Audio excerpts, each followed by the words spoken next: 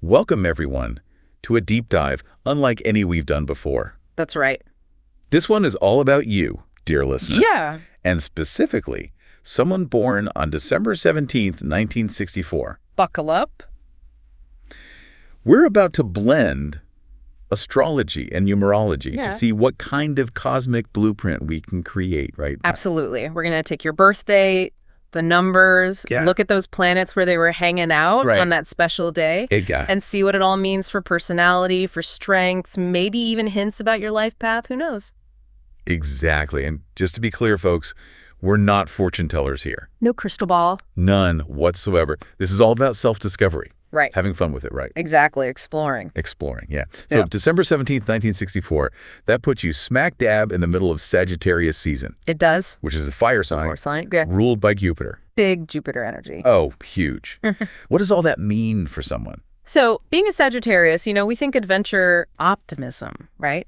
Always on the quest for truth, for knowledge. Expanding those horizons. Always expanding, whether it's travel, physically getting out there, or it's that mental exploration, always learning, picking up new things. Right, always got to be learning. Got to be learning, got to be growing. Does that resonate with you, listener? Yeah, think about it. Now, we mentioned Jupiter. It's not just ruling Sagittarius. It is. But on December 17th, 1964, Jupiter was chilling in Taurus.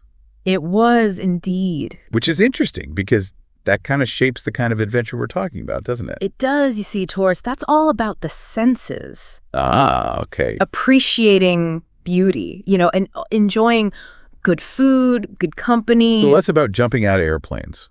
Maybe not so much the extreme stuff. Yeah. But more about like a really amazing meal. Right. Or, that stunning piece of art that just makes you stop and stare. Soaking it all in. That's the kind of adventure Jupiter and Taurus loves. Beautiful. And of course, we can't forget Sagittarians are known for their sense of humor, right? Oh, absolutely. Those jokesters, always with a good story. Storytellers, the life of the party.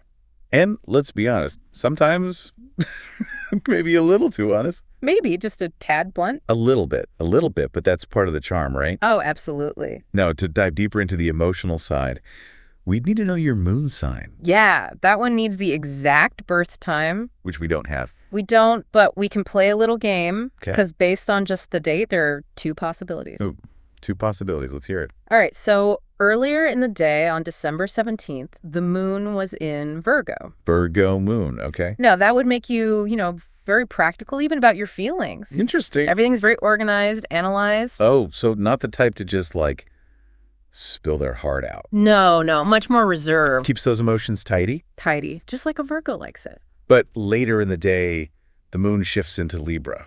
It does. What happens then? Ah, Libra Moon, that's all about harmony, balance, especially in relationships. Super sensitive to other people's feelings. Oh, so which one are you, dear listener? Which one resonates more? Only you can know, but it's fun to consider both, right? It is. It is. Now, there's one more thing that needs that exact birth time, and that's the rising sign. The rising sign, yeah, that's your first impression. Like the mask you present to the world, right? Exactly. But even without knowing that, we've got plenty to work with. We do. From just the planetary placements on that day. So much to unpack. What really jumps out to you? Well, Mercury, the planet of communication, was in Capricorn on December 17th. Okay, Mercury in Capricorn. And for a Sagittarius, that's intriguing. How so? Well, Sagittarius, their thoughts are all over the place, very free-flowing. Yeah. But Capricorn, it's grounded, it's practical. Ah, okay. So this combo makes you a strategic thinker, someone who plans carefully. No rash decisions here. None whatsoever. Yeah. Takes their time, thinks things through. I like that. It's powerful. And speaking of powerful, let's talk Mars, the action planet. Ah, yes, Mars. And Mars, on December 17th, was in Virgo. Virgo, that meticulous energy. Oh my gosh, more meticulousness. It just amplifies it. You're organized, detail-oriented. You get stuff done. Oh, yeah, you get things done. I'm sensing a pattern here. I think you might be right.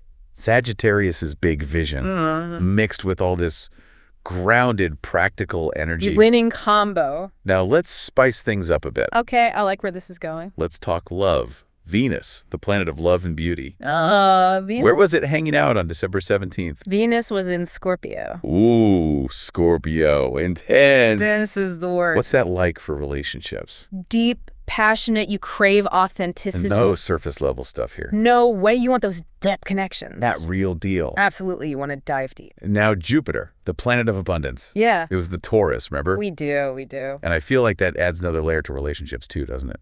It does, because Taurus is all about building something solid, something lasting. So it's not just about the intensity of Venus and Scorpio. Right. It's also about creating something meaningful that can stand the test of time. You got it. Oh, I love it. But wait, we've got one more planet to talk about. We do. Saturn, the planet of karma, of lessons learned. And Saturn was in Pisces. Pisces, the dreamy, intuitive sign. So what kind of lessons are we talking about here? Well, Pisces is all about compassion, about empathy. And Saturn here might mean you learn those lessons through some, tough experiences. Interesting. Maybe even through your own sensitivity. But ultimately, it's about becoming more compassionate. Exactly. Yeah. Using that sensitivity as a strength. This is fascinating. So we've got all this practical energy, but also this deep well of feeling. A beautiful balance. Okay, let's bring in numerology now. All right, time for some numbers. You, my friend, have a life path 4, also known as the builder. The builder, that's right. How do we even get to that number? It's simple. We add up all the digits in your birth date. Okay. So 12, 17, 1964, we add all those up. All right. And we keep reducing until we get a single digit. And for December 17th, 1964, that leads to 4. It does. And 4 is all about creating a stable foundation. Does that mean everyone with this life path is like literally constructing buildings? Not necessarily, no. It's more about that energy. Yeah. It could be building a business, a family, a secure future, Gotcha. Or even just a really strong sense of self. So it's about having that discipline, that focus to make things happen. Exactly. And when you combine that with the adventurous Sagittarius spirit. Oh, that's where the magic happens. What do we get? You get someone who can dream big, but then they actually take those dreams and make them real. They're not just dreamers, they're doers. Dreamers and doers. Yeah. That's the combo. Oh, I love it. This has been an amazing journey. It has. We've explored your Sagittarius sun sign. We've played with those moon sign possibilities. We've decoded those planetary placements. Yeah. And we've built upon that foundation with your life path 4. It's really a fascinating picture, isn't it? It is. It shows how astrology and numerology can work together. They complement each other so well. They really do. Yeah. So as we wrap up this deep dive, dear listener, here's a question for you. All right, let's get those wheels turning. What kind of foundation are you inspired to build in the coming year? Yeah. What adventure is calling your name? Think about it. Let these insights guide you. And if you want to explore even deeper, share your birth time with us. Yeah, we can figure out that rising sign, that moon sign. And get even more personalized. Until then, keep exploring, keep building, keep shining. Keep shining bright, everyone. Thanks for joining us. See you next time. Okay, so today we're going to do a deep dive into a single day. A single day? Yeah, December 17th, 1964. Okay. We've got all kinds of sources, historical accounts, political things, music charts, even, believe it or not, a sports trivia. Wow, okay. You might be thinking, what's so special about December 17, 1964? I mean, it's not like New Year's or... Exactly. Exactly. But we're going to uncover what makes this seemingly, ordinary date surprisingly significant. All right, I'm intrigued. So we're talking about themes of national identity, cultural shifts, and maybe even a little Cold War intrigue. Ooh, I love a little Cold War intrigue. Don't we all? What's really fascinating to me is how these seemingly unrelated events, when you put them all together, they paint a really multi-dimensional snapshot of the world in 1964. Okay, yeah, kind of like a time capsule. Exactly. All right, so let's start in Ottawa, Canada. Okay. Picture this. A crisp December day. The Parliament buildings. Beautiful buildings, those Parliament buildings. Yeah, really something. And for the very first time, a brand new flag is raised, the iconic maple leaf. The maple leaf, eh? The one and only. So this wasn't just about a new design. I mean, it represented like a pivotal moment in Canada's evolving identity. Before this, Canada was using variations of the British red ensign. Ah, the red ensign. Right. So that was, visual reminder of their colonial past. Right. Makes sense. And adopting a unique flag. This sparked some pretty heated debates. Oh, I bet. I mean, some Canadians saw it as a break from tradition, like they were moving away from their British heritage. Yeah, a lot of history there, a lot of emotion tied up in that. Totally, totally. So it was more than just aesthetics, right? It was about national pride. Yeah. A sense of independence. Absolutely. The new flag symbolized Canada's desire to forge its own path, to make their own way on the world stage. It was a visual declaration, really. So while all this is happening, Canada's getting a new flag. Across the Atlantic, London is buzzing. Buzzing about what? The premiere of Goldfinger. Oh. The third film in the James Bond franchise. Classic. Sean Connery as Bond, Honor Blackman as Pussy Galore. Pussy Galore, come on. Talk about iconic. Seriously. And, these films, they weren't just entertaining. They tapped into some of the anxieties of the Cold War era. Remember, this is a time of, heightened tensions between the West and the Soviet Union. Right. And Bond. He provided this form of escapism, right? Audiences could experience vicariously those thrills and dangers of espionage. Okay, so we've got Canadians celebrating their new symbol, Bond battling villains, but, the world wasn't all flags and spy thrillers, right? Right. Our sources point to some serious political turmoil brewing in South Vietnam. Yeah, this was a really critical period in the Vietnam War. I mean, the South Vietnamese government, it was already pretty fragile, and on this day, news breaks about the reemergence of the Armed Forces Council. Okay, now for those of us who aren't, military strategists, what exactly does that mean? Sure. So, the Armed Forces Council, essentially, it was a group of military leaders, and they were taking control. So like a military junta? Yeah, basically.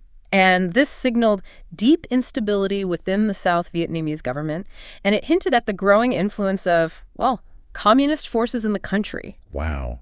It's incredible how this one day captures such a range, of global events. It is pretty remarkable. Now let's shift gears to something a little bit lighter.